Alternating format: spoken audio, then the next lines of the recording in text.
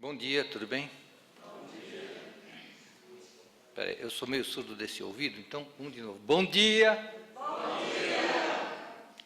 Eu estou fazendo com vocês a mesma coisa que eu faço com o meu anjo da guarda. Ele me dá as orientações de vez em quando, eu falo, não vem nesse ouvido, filho, porque nesse daqui o negócio é feio. Vem para o lado direito, que aí eu escuto melhor. Aí depois ele não faz isso e reclama que eu não faço as coisas que ele manda. Lógico. É desse jeito que as coisas funcionam, né? Brincadeira, porque vocês sabem que ele não vai me falar no ouvidinho, né? Obviamente, vem no pensamento. Se eu não sigo o que ele fala, é porque eu quero. Bom, o tema dessa manhã é conhece-te a ti mesmo. Eu pesquisei muito esse tema, porque na realidade você não encontra isso explícito no Evangelho, nem no Livro dos Espíritos, ou seja, você não tem um capítulo específico dizendo conhece-te a ti mesmo. Então, eu fui pesquisar para ver onde eu chegava. E a gente, quando começa a pesquisar, começa a recordar uma série de coisas a respeito do Espiritismo, né? Conhecimentos, até mesmo antigos, que você mantinha guardados e nem lembrava mais. Então eu fui levantar várias coisas e achei coisas muito interessantes, principalmente na origem desta frase. Eu adoro coisa antiga, né? Eu adoro coisas assim que remetem ao passado histórico. Aliás, era uma briga danada. Cada vez que eu ia visitar, eu fui em alguns países por aí, cada vez que eu ia visitar, eu queria ir em museu, queria ir ver as coisas. E é aquela briga danada com filha e mulher, né? Porque onde vai, onde não vai, eu queria ver, pode ser só ver velharia. Eu falei, não, múmia não é velharia, é uma velharia, concordo com isso, mas é um aspecto histórico. E eu adoro essas coisas, então eu acho que caiu para a pessoa certa. Vamos lá, eu escrevi algumas coisas e também imprimi, né? Porque hoje tem modernidade, não é mais escrever, graças a Deus. Normalmente essa frase, conhece-te a ti mesmo, é atribuída ao filósofo grego Sócrates, que viveu mais ou menos uns 500 anos antes de Cristo. Aqui está a data, 479 a 399 antes de Cristo. E essa, na realidade, é uma inscrição que existia na entrada do oráculo de Delfos. Gravem este nome, Oráculo de Delfos, que nós vamos conversar muito a esse respeito nos próximos momentos. Esse local, o Oráculo de Delfos, era um local dedicado ao deus Apolo. Deus Apolo, na mitologia grega, ele era o deus da luz, do sol, da verdade e da profecia. E lá, os gregos buscavam muito o presente e o futuro. Ou seja, lá havia sacerdotisas, chamadas na época de pitonisas, por causa da cobra que Apolo matou naquele local, que era uma espécie de protetora divina daquele templo. E esta cobra foi morta por ele, e ela, ao se decompor, exalava gases que deixavam o pessoal doidão. Esse é o resumo do negócio. É como se eles tivessem tomado um chá de daime. Nós estamos aqui conversando sobre uma coisa muito importante, então vamos seguir. Quieto. Peço a atenção de todos. Vamos fazer uma coisa. Esse lugar, ele tem muito a ver com a mitologia grega, mas ele tem muito a ver também com o Espiritismo. Como? Eu vou explicar daqui para frente, porque Sócrates, além de Cristo, foi o único ser, o único filósofo que conseguiu dividir as eras, ou seja, nós dividimos o tempo entre antes de Cristo e depois de Cristo. Para todo o aspecto de filosofia, Sócrates foi o divisor de águas. Ele é considerado o filósofo máximo, de maior expressão, embora tenha vivido há tanto tempo atrás. E se costuma falar em período pré-socrático e período pós-socrático. Vocês conhecem Sócrates, não aquele jogador do Corinthians, está aqui, todo corintiano deve conhecer. Esse cara, ele tinha algumas teorias muito interessantes, e que coincidem de uma maneira extrema com as nossas teorias dentro do Espiritismo. Então, ele acreditava muito em imortalidade da alma, pluralidade das existências e de um lugar para onde a alma voltaria, ou seja, um verdadeiro plano espiritual. E ele falava isto. Mas, além disso, ele buscava passar para as pessoas uma mensagem que se tornou uma espécie de referência. Hoje em dia, que tem muito livro de autoconhecimento, ele era detentor desta capacidade. Ele, através de uma técnica especial que ele desenvolveu, que se chamava maiêutica, ele questionava as pessoas e fazia com que elas, através dos seus questionamentos, descobrissem a sua verdade. Ou seja, descobrissem quem eles eram. Então, daí o conhece-te a ti mesmo. Ele fazia com que perguntas fossem feitas e as respostas da própria pessoa levavam a que ela buscasse o seu conhecimento interior. Então, a bem dizer a verdade, Sócrates era, além de um filósofo, o precursor de psicologia e outras coisas mais. Ele se tornou uma referência nesse campo. E por isso que ele insistia em que o conhecer-se era o ponto de partida para uma vida equilibrada e, por consequência, mais autêntica e feliz. Quando nós nos conhecemos, nós sabemos nossas reações. Eu me conheço. Eu sei que eu sou conhecido como o homem dos causos, mas hoje eu tenho que me controlar. Por quê? Porque eu tenho um objetivo a atingir, eu tenho uma mensagem a passar. Essa mensagem é muito, muito importante. E eu não posso me perder muito em divagações com coisas que fujam do conteúdo. Então, não estranhe se eu ficar um pouquinho mais sério do que normalmente eu sou. Eu vou tentar até controlar as manias e trejeitos que a gente adquire. Há anos que eu venho tentando, desde a época que eu trabalhava, eu tentava me controlar nas minhas movimentações. Mas, como eu já disse várias vezes, eu sou destabanado, se eu viro para cá eu derrubo o copo, eu bato o nariz no microfone, então por isso que eu deixo ele um pouquinho mais para baixo. E é óbvio, com minha descendência, o nariz desse tamanho, se eu tivesse aqui, pum, pum, pum, batia toda hora. Então, eu tenho que me controlar.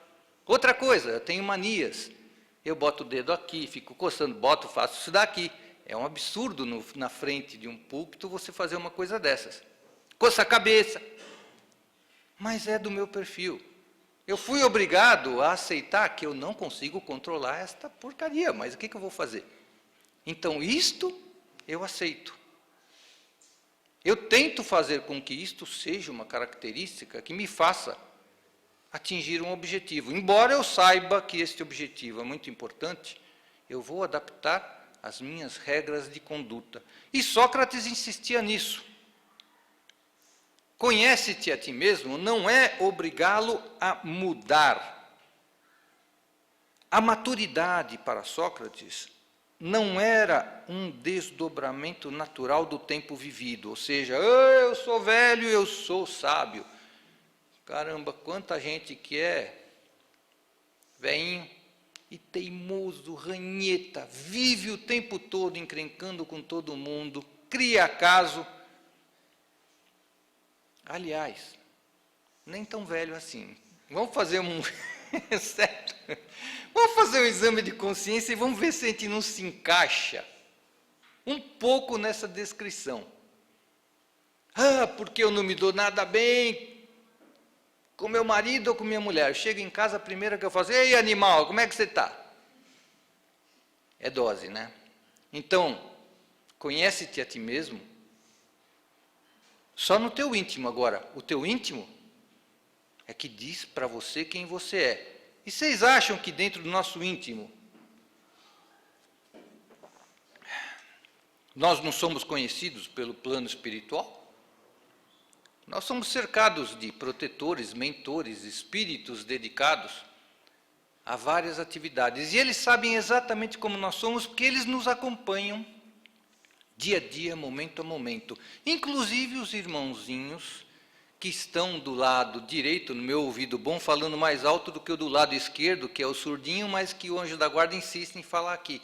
Então, quando eu escuto algo do meu anjo da guarda, mesmo que seja baixinho, eu tenho que fazer força para entender. Quando eu escuto algo bem alto e que é repetido várias vezes, eu preciso compreender que aquilo pode não ser a coisa mais correta. Porque se está sendo colocado de maneira tão insistente dentro de você, vai procurar a verdade. Conhece-te a ti mesmo, como você reage a essas coisas. Então, Sócrates, o filósofo e não o jogador de futebol, insisto, ele colocava que a maturidade vinha como resultado da vontade, do esforço de cada indivíduo em conquistá-la. Essa característica era muito importante, porque autoconhecimento não é tarefa das mais fáceis, porque uma parcela significativa das pessoas vive para enxergar a realidade alheia e não enxerga a sua própria realidade. Nós vivemos para o objetivo de criticar a tudo e a todos. É como se a gente estivesse assistindo um telejornal diário da nossa própria vida. Eu sei criticar com precisão tudo que os outros fazem. Eu sei exatamente dizer o que eu acredito que os outros não deveriam fazer. Só que eu nunca sei o que eu faço. Por que será que estas coisas acontecem? Mas acontecem. Elas são exatamente assim. Se assim não fosse, esta mensagem de Sócrates, que foi assumida por Hippolyte Léon Denisard Rivail. Vocês sabem bem quem é Hippolyte Léon Denisard Rivail. Todo espírita tem que saber quem é Hippolyte Léon Denisard Rivail. Eu falo esse nome porque é duro de lembrar isso daí, cara. Se não fosse o pseudônimo de Allan Kardec, eu acho que esses livros nunca teriam decolado, porque não é possível. E, aliás, Léon Denisard fez exatamente isto para que o nome dele não ficasse ligado, porque ele era um educador em potencial. Ele tinha sido educado com a metodologia mais moderna existente na época. Ele era discípulo de Pestalozzi, um educador da Suíça, com conhecimentos científicos e com tudo que você possa querer mais.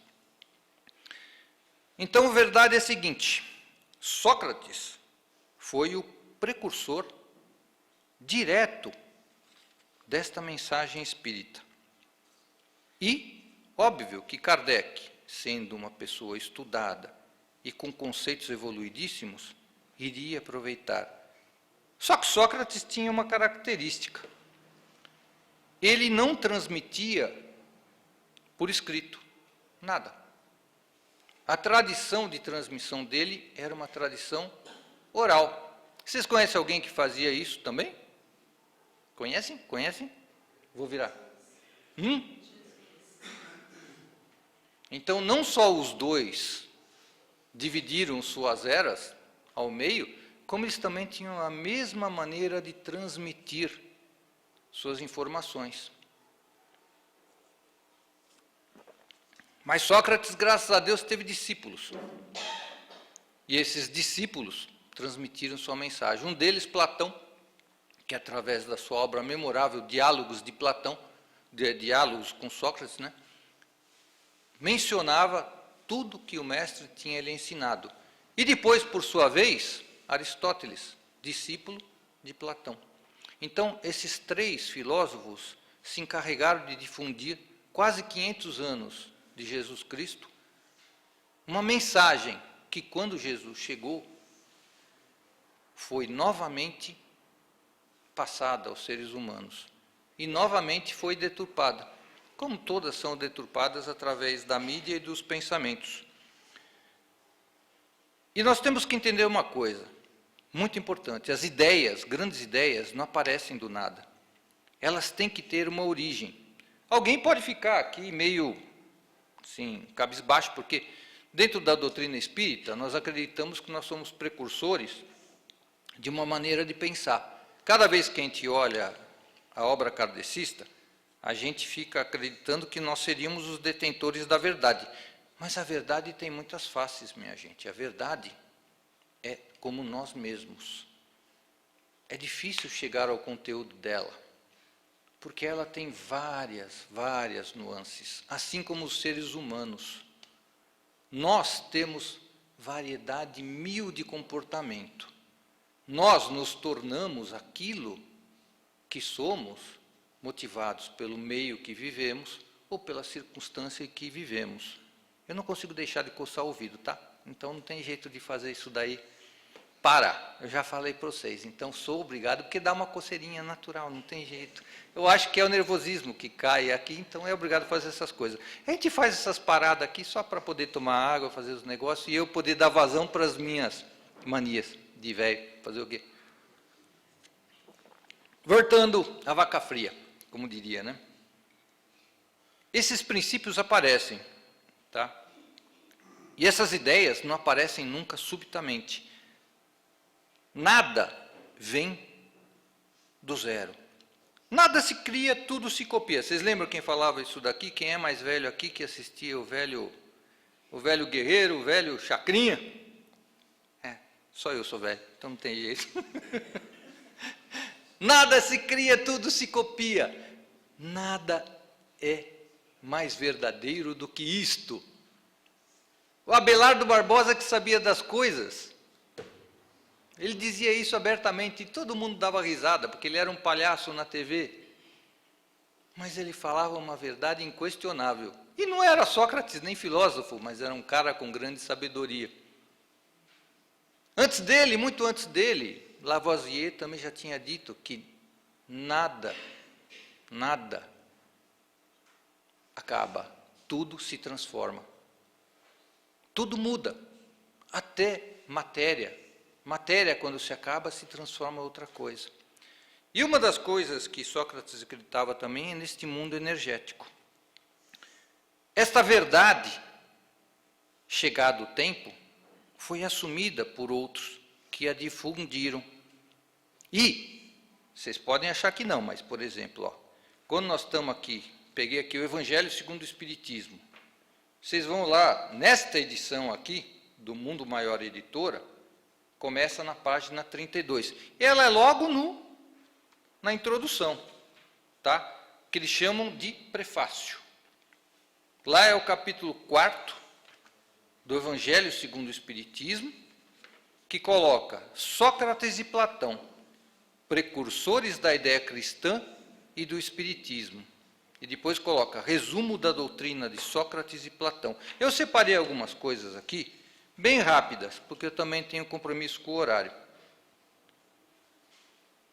Sócrates colocava que o homem é uma alma encarnada e que o homem considera as coisas do ponto de vista material, terra a terra, vive iludido.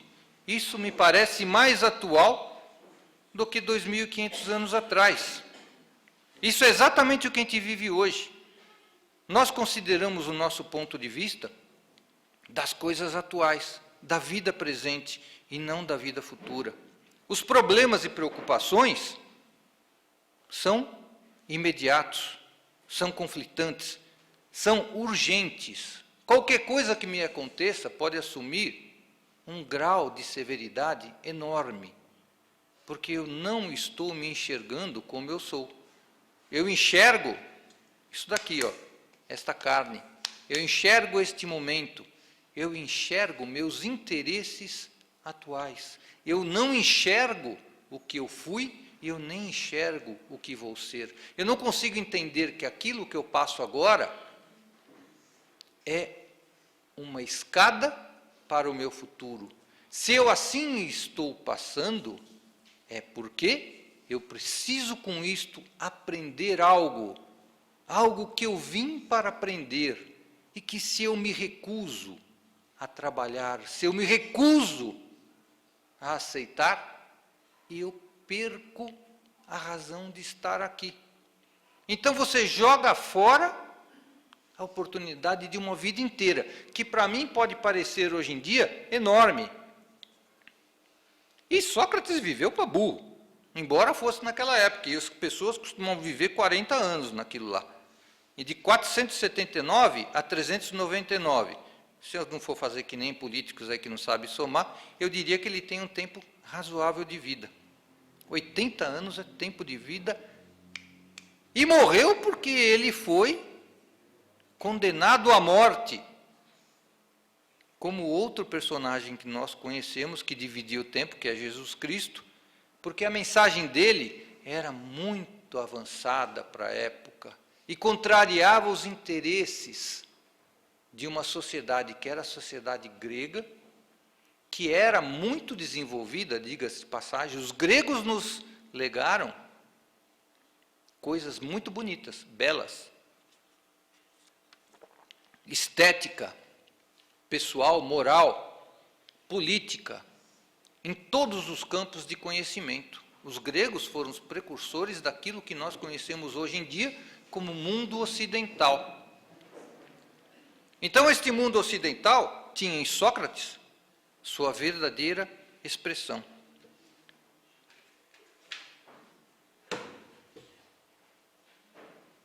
Sócrates mantinha essa preocupação em relação à alma. Por isso a frase conhece-te a ti mesmo, porque ele buscava atingir o seu interior. Ele buscava atingir o seu espírito e não o seu corpo. Por isso que a mensagem dele era tão importante. E a mensagem dele era a mensagem do cristianismo e era a mensagem do espiritismo. Porque o que mais o espiritismo tenta mostrar a vocês? Através da imortalidade da alma, pluralidade das existências, que você não é este ser que aqui está me escutando agora. Você é muito mais do que isso. Você é um espírito livre e que decide por si próprio qual é a sua verdade. Basta buscá-la. Se eles tivessem, Sócrates e Platão, conhecido os ensinamentos de Jesus Cristo, com certeza eles teriam ministrado e seriam seguidores.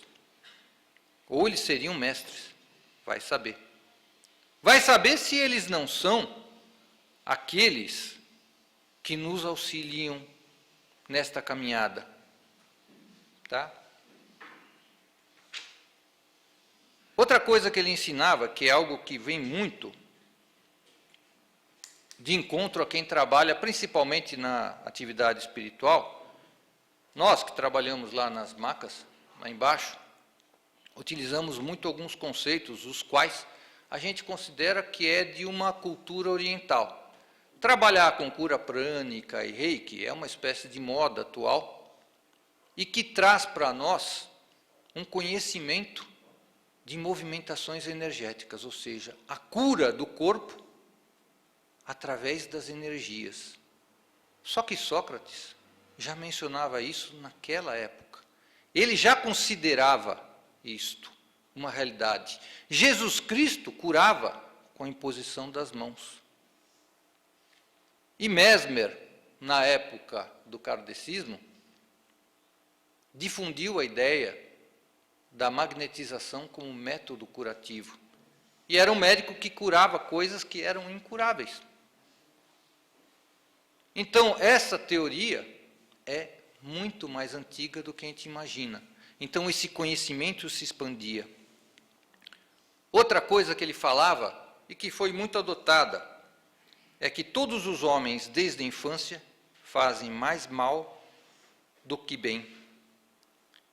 Essas palavras de Sócrates tocam a grave questão da predominância do mal na Terra.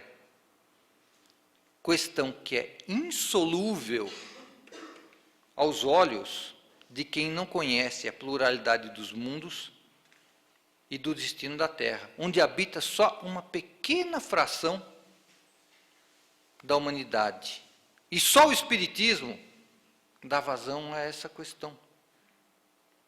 Nossos males podem ser menores quando eu acredito que aquilo que está me acontecendo não é uma coisa grave. Meu anjo da guarda falhou no meu ouvido, meio surdinho. Eu não escutei. Não fiz o que deveria. Ok. Deu o maior rebu por causa disso? Deu.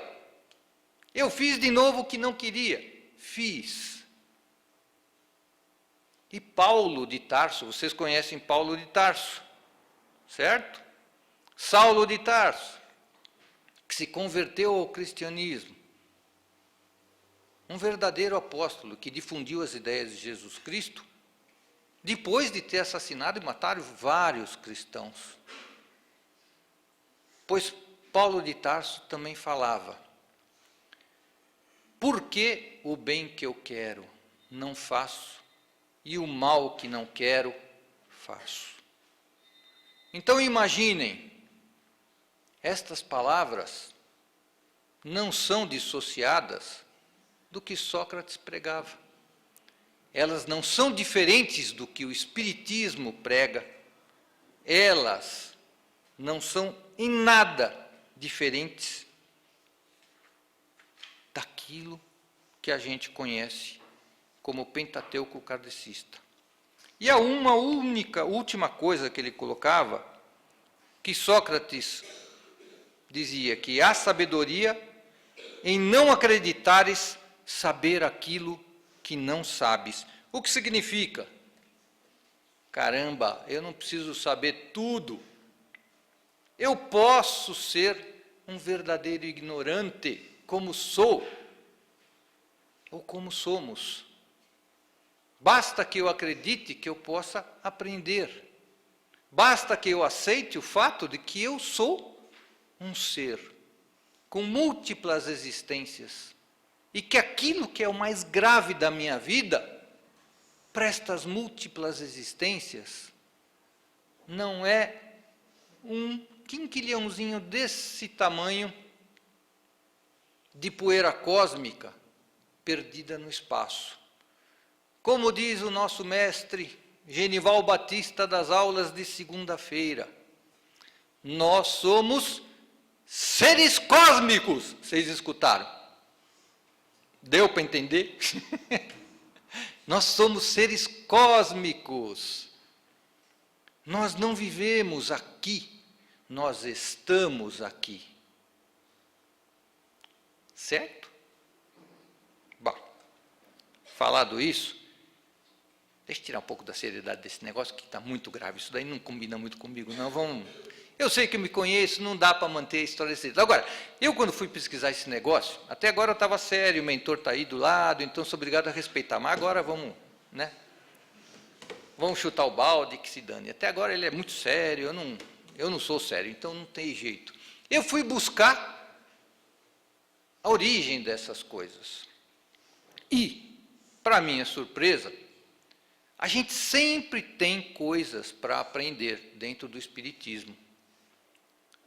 Aquilo que eu vou falar para vocês agora são coisas controversas, ou seja, não é uma coisa que é uma estrutura de ensinamento, não é uma coisa tão assim coordenada como é a obra kardecista, o Pentateuco kardecista, mas são coisas que aparecem no nosso dia a dia e que a gente vai escutando. São como os sinais que a gente recebe.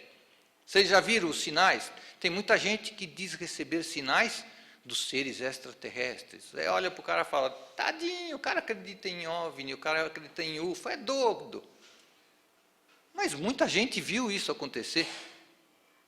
E nem por isso eu posso dizer que ele seja doido. Esta é uma realidade. Nós sabemos muito bem que através da pluralidade de mundos, é bem possível que outros espíritos mais avançados aqui estejam sem que a gente os enxergue. E é bem possível que eles estejam ao nosso redor, mesmo próximos do nosso plano físico, se manifestando de diversas maneiras. Então, a partir do momento que eu acredito em tudo que eu estou pesquisando, eu posso começar a divagar no que eu quiser. Eu só não posso delirar muito. porque senão o negócio pega feio. Então, vou começar a contar uma parte da história que, na realidade, não é o que está escrito aqui. Por quê? Você lê uma coisa aqui, e aqui está relacionando o Espiritismo a quem? Sócrates. Só que, coisa estranha. Ele coloca que a frase conhece-te a ti mesmo estava grafada na entrada do oráculo de Delfos. Caramba, oráculo de Delfos. Esse negócio ficava na Grécia Antiga, muito antes de Sócrates. E ele vinha aí uns 300 anos antes de Sócrates. E era uma localidade da Grécia, assim como eram as cidades-estados, como Esparta, como Atenas. E o oráculo de Delfos, ele nos traz uma informação a respeito de como o mundo antigo vivia. E nos traz a informação de que o que Sócrates pensava não era novidade naquela época. Porque o oráculo de Delfos era destinado ao deus Apolo, que matou o raio da cobra, Pítia, uma coisa assim, que se decompunha e produzia os gases. Dentro desta montanha, que era em Delfos, e a qual tinha que ser escalada para subir, chegar até lá, ficavam os sacerdotes e as pitonisas, que eram aquelas que passavam as informações numa espécie de transe mediúnico. Elas entravam para dentro das cavernas e quando voltavam doidona. Voltavam alucinadas e começavam a despejar as coisas para o camarada. E falavam tudo, passado, presente e futuro. E isto era uma coisa basicamente aceita pela sociedade grega. Aquilo que seria excomungado na posteridade pelas igrejas católicas era aceito livremente dentro de uma época e conduzia a sociedade grega para os seus caminhos. Não só seres normais, como políticos, como pessoas de alta classe, como pessoas de baixa, todos tinham acesso. Não importava quem eram, todo mundo podia chegar até lá, fazer um banhinho de purificação, porque ele chegava fedidinho para burro, caminhava para burro na antiguidade, não tinha carrinho que ia para um lado para o outro. O cara chegava num estado lamentável. Então, primeira providência, vai tomar um banhinho lá, vestir as vestes adequadas e entra para dentro para falar com a sacerdotisa. Porque ninguém merece ficar conversando com um camarada cara a cara e com aquele cheirinho exalando, né? Então, isso era uma necessidade básica de purificação. Essas sacerdotisas, elas traziam a mensagem da realidade, do passado, do presente e do futuro. E falavam abertamente. Agora, quando você lê dentro do Pentateuco kardecista, essas sacerdotisas, elas remetem a um período mais anterior ainda. Vocês sabem que Hippolyte Léon Denisard Rivail viveu, certo? Há uns 160, 180 anos atrás, vai? E a obra do Livro dos Espíritos foi editada pela primeira vez em 1857. 100 anos antes de eu nascer, então calculem a minha idade, certo? É bom, porque ninguém vai conseguir precisar o negócio. É dessa forma que as coisas foram feitas. E quando ele editou, os primeiros médiuns que serviram de intérpretes para Kardec do plano espiritual eram médiuns escolhidos a dedo, não apenas por ele, porque na realidade Kardec entrou nesta onda depois de algum tempo.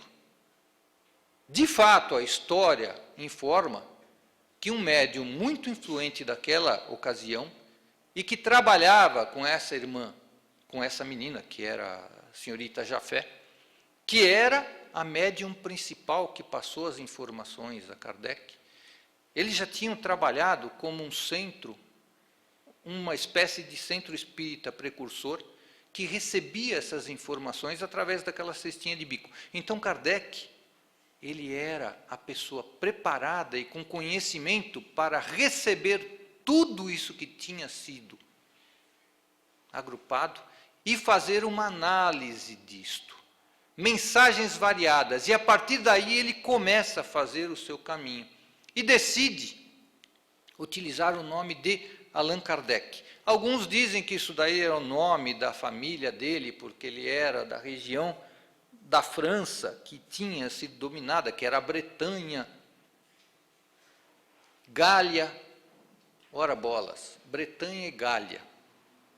Só que os espíritos que o assessoraram foram bem claros quando informaram a ele: este é o nome de um antepassado seu, que era você, e você era um monge druida. Aí que o negócio começa a complicar, porque você vai pesquisar, não tem no Pentateuco nenhuma informação por escrito disso, mas você encontra diversas informações através da Revista Espírita, onde ele mesmo menciona que ele resolveu adotar isso por dois motivos. Um deles, que obviamente era o caráter editorial e o risco de botar ao público, ou seja, imprimir uma obra com tamanho grau de complexidade. Então ele nunca usaria o nome dele próprio. Ele usaria um nome, um pseudônimo. Esse pseudônimo de Allan Kardec seria uma encarnação anterior dele como monge druida. O monge druida pertencia a um grupo, uma casta seleta de sacerdotes com conhecimentos desde o campo de astrologia, física, psicologia, filosofia, medicina, jurisprudência, que eram aqueles que passavam informação ao povo celta, que viveu na Europa como um todo, desde 4000 a.C.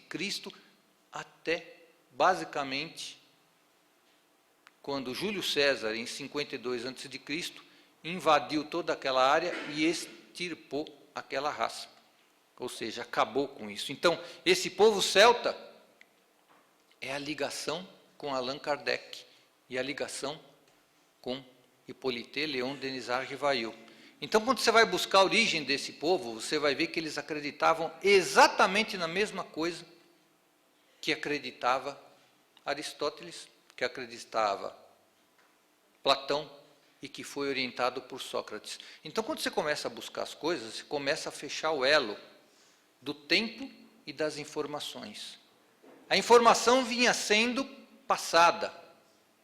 E esses caras, os druidas, tinham a mesma metodologia de pregação que Sócrates. Eles não escreviam nada, eles tinham uma tradição de transmissão oral. E a tradição de transmissão oral dependia de quem? De ser passada de geração para geração contando as histórias. Então, quando eles foram invadidos e praticamente eliminados por Júlio César em 52 a.C., eles se espalharam em alguns redutos e basicamente na Irlanda, onde eles fizeram uma grande massa de pessoas. Mas existem outras teorias também esotéricas que ligam esse pessoal muito mais adiante, mas a gente não vai comentar sobre isso, porque passa mais para o esoterismo do que para a parte espírita.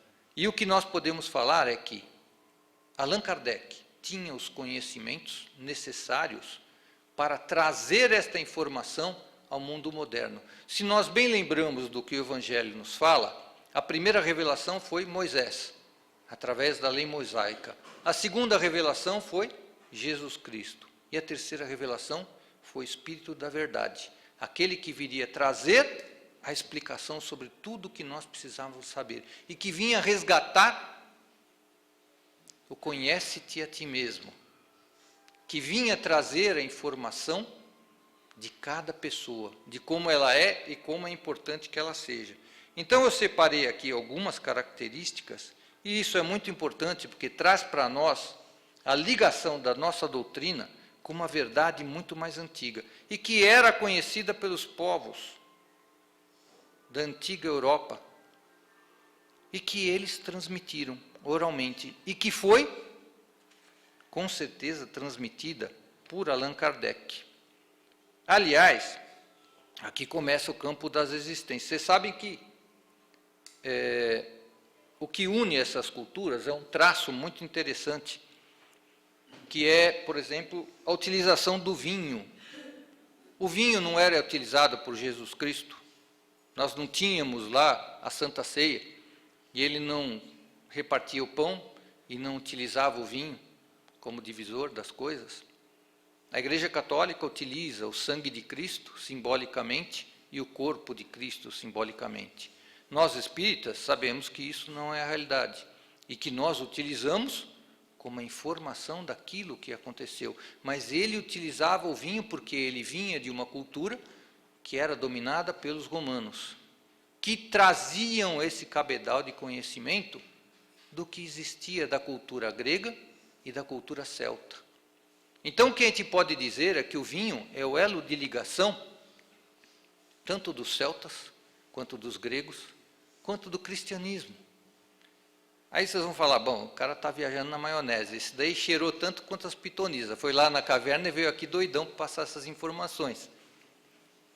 Mas não é assim, porque tanto é interessante isso daí, que isso eu fiz questão, pelo menos nessa edição do livro, vocês sabem que o Espiritismo tem um símbolo.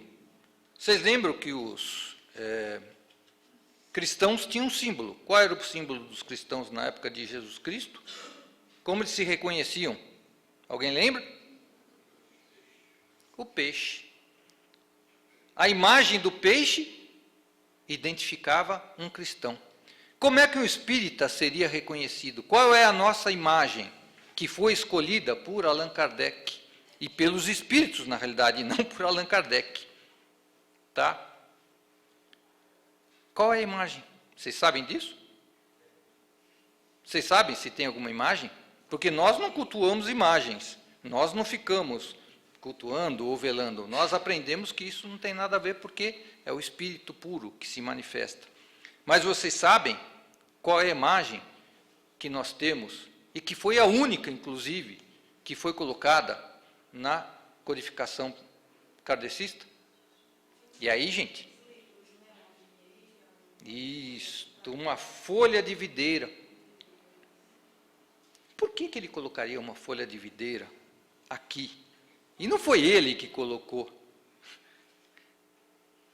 Na realidade, é até uma coincidência, porque quando ele fala de Sócrates e Platão, esta edição do Evangelho segundo o Espiritismo está na página 33, que é a idade de Cristo. E quando você entra no Prolegômenos, na minha edição, que é do Livro dos Espíritos, está na página 33 também. Esta era uma observação que os espíritos colocam. Ou seja, coloca na cabeça do livro a cepa de vinha que te desenhamos. E eles desenharam a cepa de vinha. Porque ela é o emblema do trabalho do Criador. Todos os princípios materiais que podem melhor representar o corpo e o espírito, nela se encontram reunidos. O corpo é a cepa, o espírito é o licor, a alma, ou o espírito unido à matéria, é o grão. O homem, quinta essência, o espírito pelo trabalho. E tu sabes que não é senão pelo trabalho do corpo que o espírito adquire conhecimentos. Isso vocês vão encontrar nos prolegômenos. Vocês sabem o que é prolegômenos? Palavra feia do cão, né? Mas por que eles colocaram prolegômenos e não prefácio, preleção? Aqui no livro do Evangelho segundo o Espiritismo está prefácio. Mas aqui no livro dos Espíritos, primeira obra kardecista, está prolegômenos. Aí você vai perguntar, caramba, porque ninguém ia saber o que é prolegômenos, então botaram esse negócio e desistiram no outro e já colocaram prefácio. Mas não é a realidade e a verdade. é que prolegômeno significa uma obra científica e com bases jurídicas, sociais profundas. Ele é um prefácio com muito mais conhecimento científico, com muito mais autoridade. Ele não é um simples prefácio escrito por alguém, ele é uma realidade, uma verdade absoluta e inquestionável. Então, quando ele coloca prolegômeno, não é acaso. E quando ele coloca a cepa de vinho da videira, não é por acaso. E esta daqui remete a uma indicação de cultura. O que me faz acreditar nisso é que ele mesmo disse que ele era um sacerdote druida. E como sacerdote ele era conhecido como o druida de Lyon. O grande filósofo do Espiritismo, Leon Denis, vocês já escutaram falar porque há várias obras de Leon Denis, certo? Leon Denis, vocês nunca se pararam para se perguntar por que o nome do Kardec é tão complicado, ele teve que botar Allan Kardec? Leon Denis é bem mais fácil de entender, por isso que ele é um filósofo, talvez até mais conhecido como filósofo espírita do que o próprio Kardec, que é conhecido como um educador e aquele que sintetizou a doutrina, mas não como um filósofo. Leon Denis era o filósofo. Agora, olhem o nome de Kardec. Descartem, certo? O Hippolyte e fiquem com Leon, de Leon Denis, Denisard. Se você for ver, Leon Denisard. Rivail, bem no meio da frase. E vocês sabem o que significa Denisard ou Denis? É justamente o diminutivo da palavra do deus grego, Dionísio, que seria conhecido por muitos como Baco, que não era o deus do bacanal, como alguns falam, não era o deus da uva tão somente, porque quando você vê aquelas imagens, só vê o neguinho enchendo a cara e falar, esse é Baco, esse é Dionísio. Não era essa função, ele era um deus que protegia colheitas, a cultura, que protegia e trazia o alimento espiritual à sociedade. Esse deus grego se transformou em Denisard Denis. Então você tem um sacerdote druida, que era Allan Kardec, e você tem Leon Denis, não com uma passagem como sacerdote druida, mas como 3. Ele foi 3 vezes sacerdote druida em vidas anteriores, por ele mesmo mencionado através de mensagens espirituais que ele transmitia. Então, minha gente, o conhece-te a ti mesmo é muito mais amplo do que a gente imagina. Ele não se limita aos conhecimentos do Espiritismo. Ele não se limita à nossa vida presente. Ele é amplo e aberto. Ele é limitado pelo ser cósmico que nós somos, pelas informações que nós colhemos ao longo de todas as nossas vidas. Dentro da obra e do Pentateuco kardecista, você vai encontrar em diversos deles informações a respeito de tudo isso que eu falei. Mas quem é que fala isto? Quem é que comenta isto? Ou que tem coragem até mesmo de falar? Ora bolas, eu não estou mais pressionado por uma igreja que mata e que elimina a informação. Eu não estou mais pressionado pelas informações da mídia que não querem que eu divulgue. Nem pela minha consciência, porque eu acredito plenamente nisso. Se eu acredito que eu sou o ser cósmico espiritual, eu vou parar com as besteiras, eu vou parar com a mesquinharia, eu vou parar com minhas bobeiras, eu vou parar de ser o que sou. E vou tentar fazer um caminho para a minha vida plena e futura. Esse caminho, ele não é de uma informação única, ele tem variáveis diversas, imensas. A verdade está aqui disponível para quem quiser. Nós temos que ter olhos de ver e ouvidos de ouvir. Busque quem quiser e ache quem se considerar apto a entendê-las. Tá bom? Minha mensagem era essa, desculpe pela seriedade, mas os mentores não permitem que eu seja tão... Hoje eu tive que seguir uma regra de conduta, inclusive no horário. Já estão me cutucando aqui no ouvido direito, que é para eu não passar. Tá bom? Fique com Deus. Muito obrigado. Muito bom dia.